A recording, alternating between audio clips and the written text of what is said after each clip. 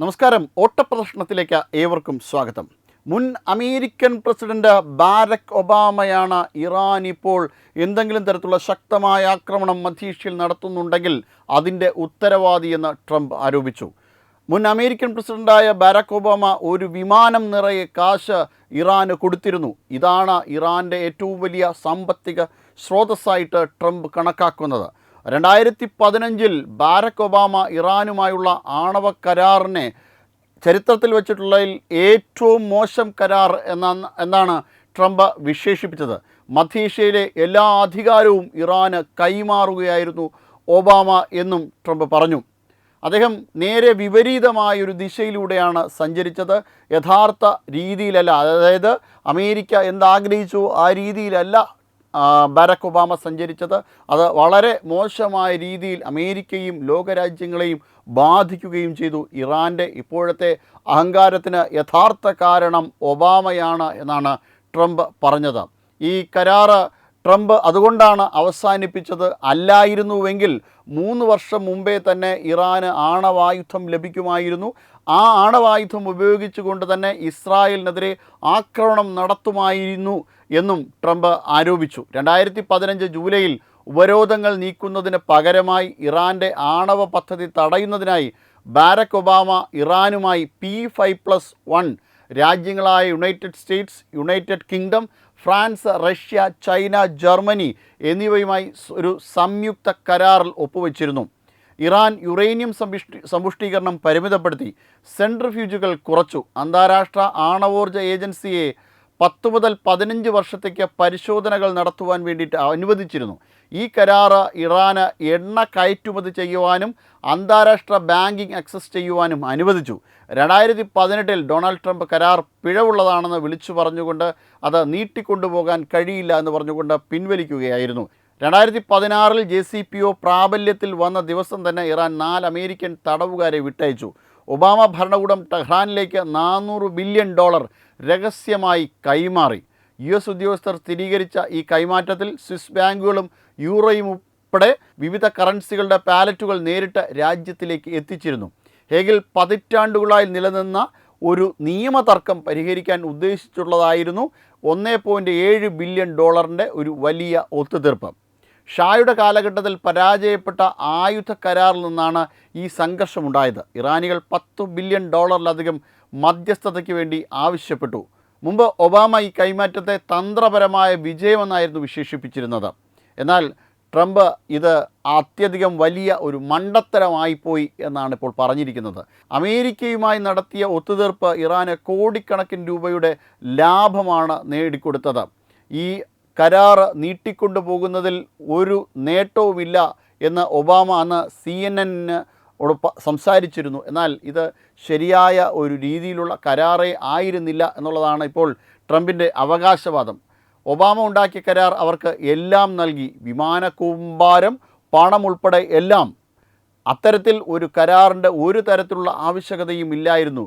ഇത്തരത്തിൽ ഒബാമ നടത്തിയ അന്നത്തെ ശ്രമമായിരുന്നു ഇപ്പോൾ ഈ സംഘർഷത്തിന് ഏറ്റവും പ്രധാനപ്പെട്ട കാരണം. അങ്ങനെ ഒന്ന് നടന്നില്ലായിരുന്നെങ്കിൽ ഇറാന് ഇത്രയും വലിയൊരു ശക്തിയൊന്നും ലഭിക്കില്ലായിരുന്നു എന്നതാണ് ട്രംപിൻ്റെ പ്രധാനപ്പെട്ട അവകാശവാദം എന്ന് പറയുന്നത്. പക്ഷേ അതേസമയം യുദ്ധം ഇറാനെ അടിമുടി തകർത്തിരിക്കുകയാണ്. ഇറാൻ്റെ ഏറ്റവും നീളം കൂടിയ പാലം അമേരിക്ക തകർത്തു.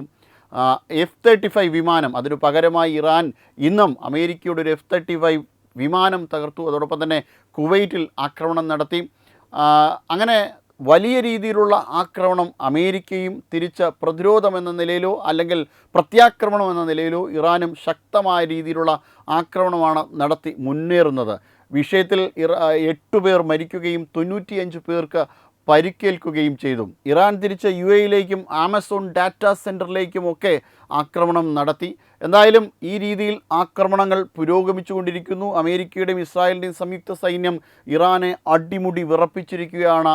ഇറാൻ്റെ ആയുധശേഷി ഏകദേശം കുറഞ്ഞു തുടങ്ങിയിരിക്കുന്നു. ഇറാൻ്റെ വ്യോമസേന തകർന്നടിഞ്ഞു, ഇറാൻ്റെ നാവികസേന തകർന്നടിഞ്ഞു.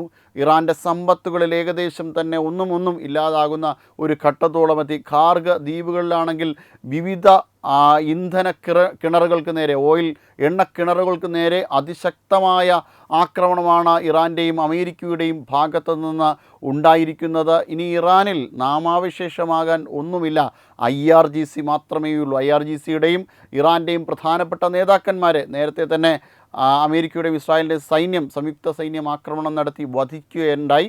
എന്നാൽ ഇനി ആരാണ് ഇറാനെ നയിക്കുക എന്ന് ചോദിച്ചാൽ ഇറാനിൽ ഇനി ഭരണം നടത്തേണ്ടത് IRGC തന്നെയാണ് എന്ന് പറയേണ്ടി വരും. കാരണം IRGC അല്ലാതെ മറ്റൊരാൾ ഇറാനിൽ ഭരണം നടത്തുവാൻ വേണ്ടിയിട്ട് കഴിവില്ലാത്ത ഒരു കാലത്തിലൂടെയാണ് ഇറാൻ മുന്നോട്ട് നീങ്ങുന്നത് എന്നുള്ളതാണ് ഏറ്റവും പ്രധാനപ്പെട്ട ഒരു സവിശേഷതയായി നമുക്ക് കണക്കാക്കുവാൻ കഴിയുന്നത്. അതായത് മസൂദ് പെഷഷ്കിയാൻ ഉൾപ്പെടെയുള്ള അവിടുത്തെ സീനിയർ നേതാക്കന്മാരെയൊക്കെയും IRGC അട്ടിമറിച്ചു. അങ്ങനെ അവർക്ക് യാതൊരു, ഇപ്പോൾ ഈ അടുത്ത സമയത്ത് സുരക്ഷാ മന്ത്രിയെ ചുമതല ഏൽപ്പിക്കുവാൻ പോലും മസൂദ് പെഷഷ്കിയാന് കഴിഞ്ഞിരുന്നില്ല. സാധാരണഗതിയിൽ പരമോന്നത നേതാവിൻ്റെ ആശീർവാദത്തോടു കൂടി അവിടുത്തെ പ്രസിഡൻ്റൊക്കെയാണ് അവിടുത്തെ സുരക്ഷാ മന്ത്രിയെ നിയമിക്കുന്നത്. എന്നാൽ ഈ അധികാരവും IRGC തട്ടിയെടുത്തു. അങ്ങനെ മൊജ്തബ ഖമനിയും വധിച്ച് അവിടുത്തെ അധികാരവും തട്ടിയെടുത്ത മറ്റൊരു ദിശയിലൂടെയാണ് ഇപ്പോൾ ഇറാൻ മുന്നോട്ട് നീങ്ങുന്നത് എന്നതാണ് ഏറ്റവും പ്രധാനപ്പെട്ട വിഷയം. ഇറാനെ ഈ രീതിയിൽ തളച്ചിട്ടില്ല എങ്കിൽ, ഇറാനെ എന്നേക്കുമായി തളച്ചിട്ടില്ല എങ്കിൽ, അതായത് ലോകത്തിലെ ഇതര രാജ്യങ്ങൾക്കും അതോടൊപ്പം തന്നെ ഇറാനും വലിയ ഒരു ആശ്വാസമായിരുന്നു മസൂദ് പെഷഷ്കിയാൻ അധികാരത്തിലേക്ക് വരുന്നു എന്നുള്ള വാർത്ത. കാരണം വളരെയധികം നല്ല രീതിയിലുള്ള മിതവാദിയായിട്ടുള്ള നേതാവായിരുന്നു മസൂദ് പെഷഷ്കിയാൻ. പക്ഷേ ഇന്ന് അതേ സമയത്ത് IRGC ആണ് ഇറാനിൽ അധികാരത്തിൽ വരുന്നത് എന്നുള്ളതാണ് ഏറ്റവും വലിയ ഒരു ദുരന്തം. ഇതോടുകൂടി താലിബാൻ മോഡൽ ഭരണമായിരിക്കും ഇറാനിലെന്ന് ഏറെക്കുറെ ഉറപ്പായിരിക്കുകയാണ്. അതായത് അത്തരത്തിൽ വലിയ ഭരണ അട്ടിമറിയാണ് ഇപ്പോൾ ഇറാനിൽ നടന്നിരിക്കുന്നത്.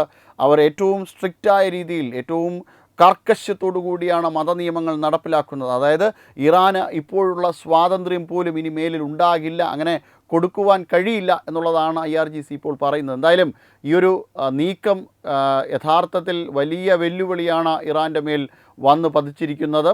അതോടൊപ്പം തന്നെ അമേരിക്കയുടെ മേലും. കാരണം IRGC അധികാരത്തിൽ വന്നു കഴിഞ്ഞാൽ തീർച്ചയായിട്ടും ആ മേഖലയിൽ, അതായത് മധ്യേഷ്യൻ മേഖലയിലെ അമേരിക്കയുടെ പ്രധാനപ്പെട്ട സൈനിക താവളങ്ങൾക്ക് നേരെ നിരന്തരം ആക്രമണം നടത്തും. ഈ യുദ്ധം അവസാനിച്ചാലും ആക്രമണം നടത്തും എന്നുറപ്പാണ്. അങ്ങനെ ആക്രമണം നടത്തിയാൽ മധ്യേഷ്യയിലും പശ്ചിമേഷ്യയിലും അത് ഒരു സമാധാന ശ്രമങ്ങൾക്ക് വലിയ തിരിച്ചടി തന്നെ ആയിരിക്കും. എന്തായാലും അത്തരമൊരു കാര്യം ഇറാൻ ചെയ്തു കഴിഞ്ഞാൽ തീർച്ചയായിട്ടും ഈ യുദ്ധം അവസാനിക്കില്ല എന്ന് തന്നെ പറയേണ്ടി വരും. ഇനി അടുത്ത 3 ആഴ്ചയ്ക്കകം തന്നെ യുദ്ധം അവസാനിക്കും, ഇറാനെ നിലംപരിശാക്കുമെന്നൊക്കെയാണ് പറയുന്നത്. പക്ഷേ അങ്ങനെ നിലംപരിശാക്കിയാലും കുറച്ച് സൈനികർ അവിടെ അവശേഷിക്കും. അവർ ഹിസ്ബുള്ളയുടെ ഉൾപ്പെടെ സഹായം ചോദിച്ചിട്ടുണ്ട്. അങ്ങനെ ഹിസ്ബുള്ള ഒരു തരത്തിൽ ലെബനനിൽ നിന്ന് ഇസ്രായേലിലേക്ക് ആക്രമണം നടത്തുന്നു. അതേസമയം ഹൂതികളെ വിട്ട ഇസ്രായേലിൻ്റെ കപ്പലുകൾക്ക് നേരെ, ബാബൽ മന്ദബ് അടച്ചിട്ട് ഇസ്രായേലിൻ്റെ കപ്പലുകൾക്ക് നേരെയുള്ള ശക്തമായ ആക്രമണം കൂടി ഇറാൻ്റെ ഭാഗത്ത് നിന്ന് പദ്ധതിയുണ്ട്. അങ്ങനെ ഈ രീതിയിലൊക്കെ ആക്രമണം നടക്കുമ്പോൾ തീർച്ചയായിട്ടും ഇറാനെ സംബന്ധിച്ചിടത്തോളം അത് വലിയ കഷ്ടകാലം തന്നെയായിരിക്കും. ഇനി അമേരിക്കയെ സംബന്ധിച്ചിടത്തോളം ആണെങ്കിലോ അതും വലിയ ബുദ്ധിമുട്ട് തന്നെ ഉണ്ടാകും. കാരണം ഹൂതികൾ ഈ രീതിയിലുള്ളൊരു ആക്രമണം നടത്തിയാലും, ഹിസ്ബുള്ള ഈ രീതിയിലുള്ളൊരു ആക്രമണം നടത്തിയാലും ഇറാന് അവിടെ ഒരു ശാശ്വതമായ പരിഹാരം കണ്ടെത്തണമെന്നില്ല.